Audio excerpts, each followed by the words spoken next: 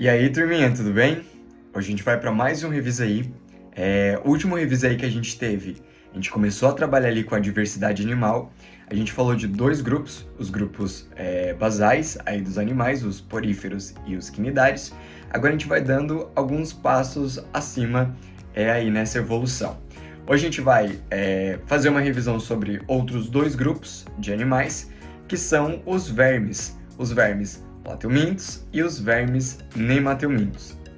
Começando aqui pelo filo Plateuminti, ou o filo dos plateumintos. Aqui a gente tem cerca de 20 mil espécies desses animais, que são vermes achatados, como o próprio nome já diz. É um grupo de animal que a gente encontra em vários ambientes diferentes.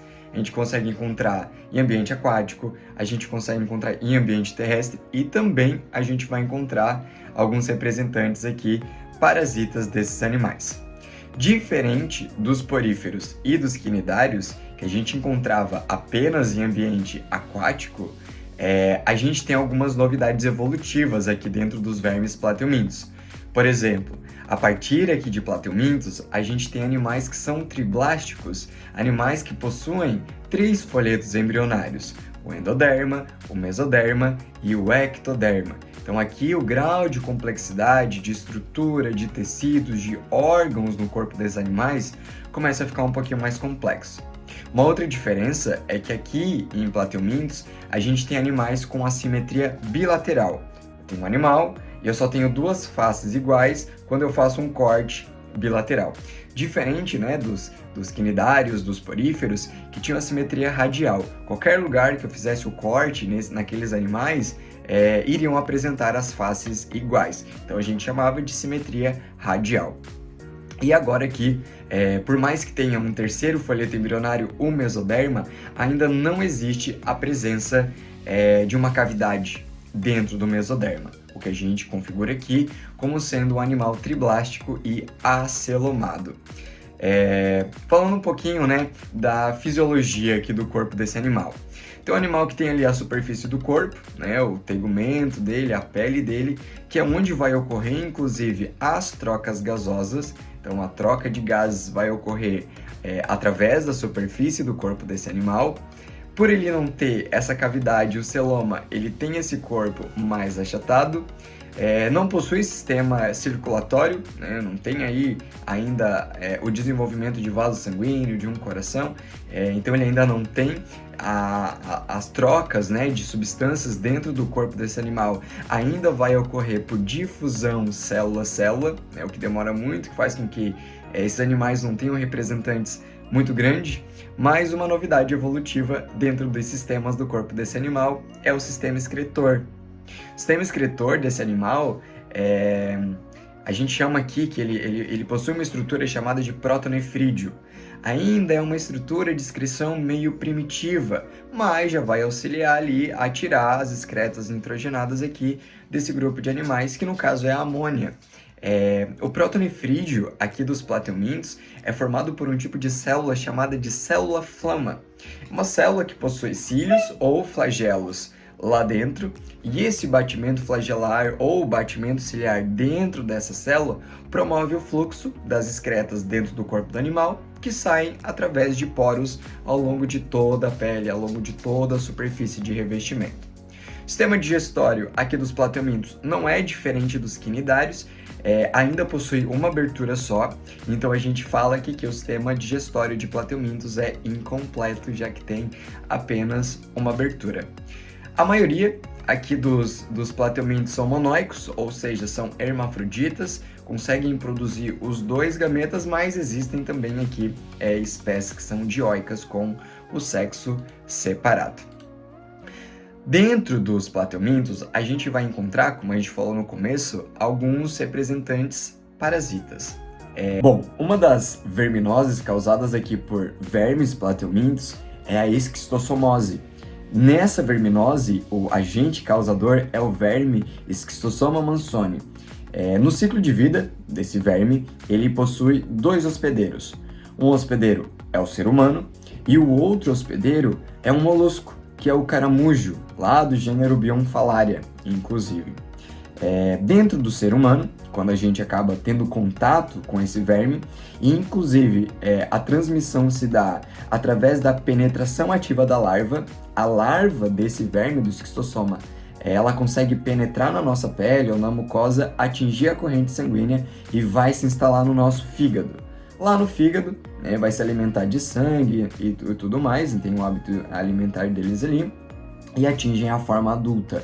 A forma adulta acaba se reproduzindo, inclusive aqui no esquistossoma a gente tem uma espécie que é dioica, com sexos diferentes, tem o macho, tem a fêmea, que fazem a cópula lá no nosso fígado, onde a fêmea produz milhares de ovos. A fêmea, depois que produz os ovos, ela vai migrar através dos vasos sanguíneos até a região abdominal.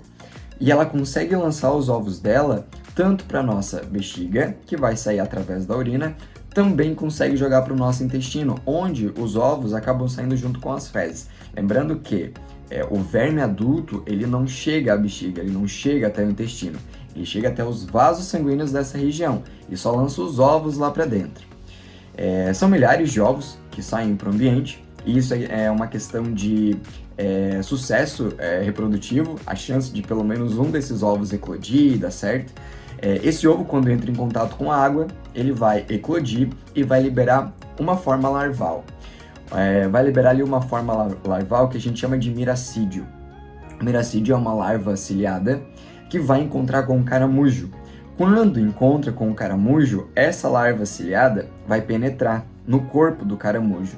E lá dentro do caramujo vai continuar o ciclo de vida dela e vai se transformar em uma outra forma larval, que é a cercária, que é uma larva flagelada. E é essa larva, quando sai de dentro do caramujo e está na água, né, principalmente em lugares onde tem água, como rios e lagos, e o ser humano vai lá e toma banho nessa água, nesse lago, nesse rio, a larva entra em contato, vai penetrar na pele e começa o ciclo de vida ali tudo de novo. Uma outra verminose, que é causada também por vermes plateumintos, é a teníase e a cisticircose. As duas doenças são causadas pelo mesmo agente infeccioso, que é a tênia. A gente tem um verme ali agora, do gênero Taenia, que é um verme todo segmentado, formado por vários anéis. O ciclo de vida também tem 2 hospedeiros. Um hospedeiro pode ser o porco ou a vaca, e o outro hospedeiro vai ser o ser humano, vai ser a gente. Começando pelo nosso caso, a tênia adulta lá no nosso intestino, e quando a gente tem a tênia adulta no nosso intestino, a gente chama essa doença de teníase, ela vai se reproduzir, e a tênia, nesse caso, ela é hermafrodita, ela é um animal, é um verme monóico, que inclusive tem a capacidade de realizar a autofecundação. E quando ela realiza essa autofecundação, ela também vai gerar milhares de ovos, mais de 3.000 ovos aí por dia. Esses ovos saem com as fezes, já que está lá no intestino, e o verme adulto se instala no nosso intestino, o que vai trazer cólica, dores abdominais, a presença dos vermes nas fezes. Quando os ovos da tênia atingem o ambiente, esse ovo ele pode entrar em contato com outros animais, se não tiver o saneamento básico, o tratamento de esgoto. Se o ovo entra em contato ou com o porco ou com o boi, esse ovo ele vai ser absorvido lá no intestino desse animal e vai se instalar dentro da musculatura, onde a larva que eclode de dentro desse ovo vai formar uma espécie de bolsa com líquido lá dentro para o desenvolvimento dessa larva, que é chamado de cisticerco. Quando a gente come carne de porco ou de boi que não tem uma boa procedência e a carne está contaminada, a gente acaba ingerindo o cisticerco. A gente faz a ingestão da larva dentro dessa bolsinha. E no nosso organismo, essa larva vai se transformar na forma adulta e começa o ciclo de novo. São 2 formas de tênia. A gente tem a tênia solium, que ela acaba infectando em maior parte ali porcos, né, os suínos, e a gente também tem a tênia saginata, que acaba infectando mais ali os bovinos. Porém, se o ser humano fizer a ingestão dos ovos da tênia, porque nesse ciclo que a gente acabou de falar, quem faz a ingestão dos ovos é o porco, né, ou o boi, né, bovinos e suínos. Mas se a gente, né, o ser humano, fizer a ingestão de ovos na água ou em verduras, frutas que estão contaminadas com o ovo da tênia, o ovo vai eclodir dentro do nosso corpo. e vai eclodir dentro dos nossos tecidos, muscular, na articulação, até no tecido nervoso.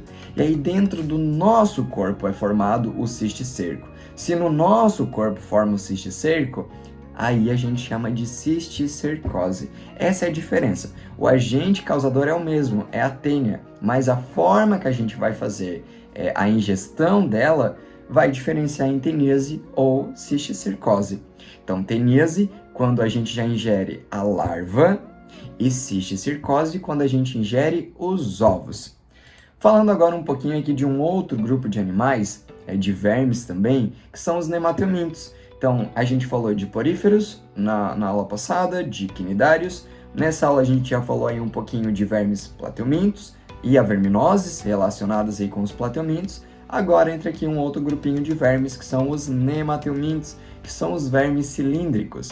Aqui já vai aparecer algumas novidades evolutivas referente aos plateumintos. Por exemplo, aqui ele continua tendo os 3 filetos embrionários, endoderma, mesoderma e ectoderma, e a novidade evolutiva é que dentro do mesoderma surge uma cavidade. Só que essa cavidade não é totalmente revestida por mesoderma, ela é parcialmente. Em uma das faces ela é revestida pelo mesoderma, na outra face ela é revestida pelo endoderma. Por isso que a gente vai chamar esses animais de pseudocelomados. Então, quando surge o mesoderma, surge ali animais que são acelomados, pseudocelomados e os verdadeiramente celomados. Plateumintos são acelomados e aqui os nematelmintos são pseudocelomados. E dentro dessa cavidade passa um líquido, que é o líquido pseudocelomático, que vai ajudar na distribuição de substâncias dentro do corpo desse animal, porque ele ainda não tem sistema circulatório igual os plateumintos não tinham. Da mesma forma que esses animais, eles também não têm ainda um sistema ali para troca gasosa, que também ocorre através da superfície do corpo ali por difusão. Então surge aí. E da mesma forma que os plateumintos, eles continuam tendo aí uma simetria bilateral, corte bilateral para ter 2 faces iguais. Temos vermes aí com milímetros de comprimentos até com metros de comprimentos. Um dos maiores vermes, inclusive, é um nematódio, né? É um nematelminto aqui, que é um verme que infecta, inclusive, a placenta das baleias. A gente tem aí o placentomona gigantíssima, né? Um verme aí que acaba infectando e tem metros aí de comprimento. Não que plateumintos não tinham vermes com metros, quando a gente pensa na tênia, a tênia ela pode ter até 6, né? 8 metros de comprimento também. O que muda na fisiologia aqui dos nematelmintos é que agora o sistema digestório ele tem 2 aberturas, tem uma boca e um ânus. Então aqui a gente passa a chamar esses animais, né? Eles têm agora um sistema digestório completo. Os aparatos para reprodução acabam ficando também um pouco mais especializados. Na maioria desses vermes, eles são dioicos, têm o sexo separado, apresentam dimorfismo sexual, que é quando a gente sabe identificar quem é o macho e quem é a fêmea, mas eles vão acabar realizando aqui a reprodução cruzada. Uma outra novidade evolutiva é em questão à excreção aqui desses animais, que não é um protonefrídeo ainda é um sistema de excreção bem primitivo, mas agora a célula que vai formar são os renetes. E essas células se organizam formando um canal tubular, um tubo em forma de H, onde lá na interligação desse tubo, então tem os tubos laterais, e tem a interligação desses tubos, aqui vai ter um poro excretor, que é bem próximo ali à região da boca, inclusive. Dentro desse filo, que é o nematóide, né, que são os nematelmintos aqui, a gente tem outras verminoses, 2 principais, que são a ascaridíase, a lombriga, que é uma das verminoses mais comuns aí no mundo todo, e a ascaridíase, que é o amarelão. E aí, no finalzinho, ainda eu falo de outras 2 aí com vocês também. O ciclo de vida da ascaridíase, da lombriga e do amarelão, do ancilóstomo, é muito semelhante, porque eles têm um ciclo pulmonar. O verme, em um determinado momento da vida, vai passar pelo pulmão, pelo nosso pulmão. E nesse caso, a gente tem a ascaridíase, o ser humano como hospedeiro único. A forma que a gente tem de adquirir a lombriga é através de água ou alimento contaminado com os ovos da lombriga, do Ascaris lumbricoides. Quando a gente ingere esses ovos e vai para lá o nosso intestino, passa pelo nosso trato digestório, a larva, né, ali do Ascaris, ela vai acabar saindo de dentro do ovo e vai ser absorvida lá no nosso intestino. Quando é absorvido no nosso intestino, vai para a corrente sanguínea, passa pelo fígado, passa pelo coração e vai para o nosso pulmão. Quando chega no nosso pulmão, esse verme ele vai sofrendo metamorfoses, vai se transformando em vários tipos de larvas, né? Temos aí até 5 tipos de larvas dentro do Ascaris. E essa larva ela vai se modificando e vai passando por nossas vias respiratórias. E aí vai lesionando o nosso pulmão, tanto que traz problemas como bronquite, asma, problemas respiratórios. E essa larva, conforme ela vai migrando pelo nosso sistema respiratório, ela vai subindo pela nossa traqueia e volta para a nossa faringe. E quando volta para a faringe, a gente deglute, a gente engole de novo essa larva. No começo a gente engoliu o ovo, agora a gente está engolindo a larva. Quando a gente engole essa larva, ela volta lá para o nosso sistema digestório. Inclusive, os nemateumintos, as células da epiderme, secretam uma cutícula que vai proteger esse verme contra o ácido do nosso estômago. Quando a larva volta para o nosso intestino, ela atinge o estágio adulto, vai se reproduzir e vai gerar milhares de ovos que acabam saindo com as fezes. É muito parecido com o que ocorre, por exemplo, com o amarelão, que é causado aqui pelo verme Ancylostoma duodenale ou Necator americans, né? Temos 2 tipos aí de vermes causadores do amarelão. O principal aqui no Brasil é o Ancylostoma, tá? Duodenale. E a forma de infecção é um pouquinho diferente, porque a gente não engole aqui o ovo do amarelão, do Ancylostoma. A larva, ela vai estar lá no chão, e quando a gente anda descalço, a larva ela pode penetrar ativamente pela nossa pele, pela mucosa. E aí essa larva, ela vai para a corrente sanguínea, aí começa todo o ciclo pulmonar. Vai pro coração, vai pro pulmão. No pulmão a larva vai se modificando, vai subindo, volta para nossa garganta, a gente engole essa larva. E aí sim a gente engole. Quando a gente engole, a larva vai parar também lá no nosso intestino, onde ela vai adquirir ali o estágio adulto, vai fazer a reprodução sexuada e tudo mais, gerar milhares de ovos que saem através das fezes. Então percebam que o ciclo de vida da ascaridíase, da lombriga e do amarelão, a ancilostomíase, é muito parecido. Tem o ciclo pulmonar. A diferença é a forma de contágio.